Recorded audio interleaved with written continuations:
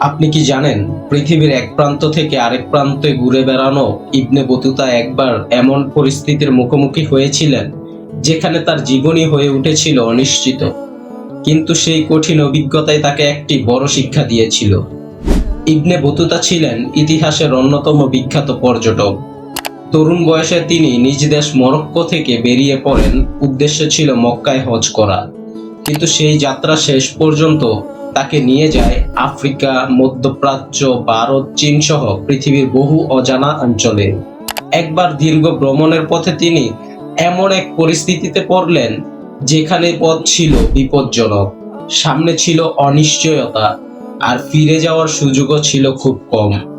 তবুও তিনি থেমে যাননি, কারণ তার কাছে ভ্রমণ শুধু নতুন দেশ দেখার বিষয় ছিল না, প্রতিটি বিপদ ছিল নতুন কিছু শেখার সুযোগ। তিনি দেখেছিলেন কোথাও মানুষ সম্পদ নিয়ে সম্মান পায়, কোথাও মানুষ জ্ঞান দিয়ে, আবার কোথাও মানুষের আসল মূল্য বোঝা যায় তার আচরণ ও চরিত্র দিয়ে। এই দীর্ঘ ভ্রমণ তাকে একটি বিষয় বুঝিয়েছিল, জীবনের সবকিছু নিজের ইচ্ছা মতো হবে না, কিন্তু প্রতিটি পরিস্থিতি থেকে কিছু না কিছু শেখা যায়। আমাদের জীবনেও এমন সময় আসে যখন মনে হয় সবকিছু আমাদের বিপক্ষে যাচ্ছে।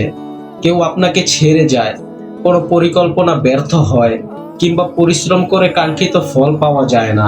তখন মনে রাখবেন, একটি কঠিন পথ মানেই ভুল পথ নয়।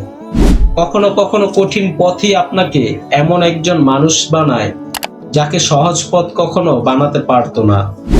ইবনে বতুতার জীবন আমাদের শেখায়, পথের বাধাকে ভয় না পেয়ে বাধার ভেতর থেকে শিক্ষা নিতে হয়। কারণ গন্তব্যে পৌঁছানোর চেয়েও গুরুত্বপূর্ণ হলো সেই পথে আপনি কেমন মানুষ হয়ে উঠলেন।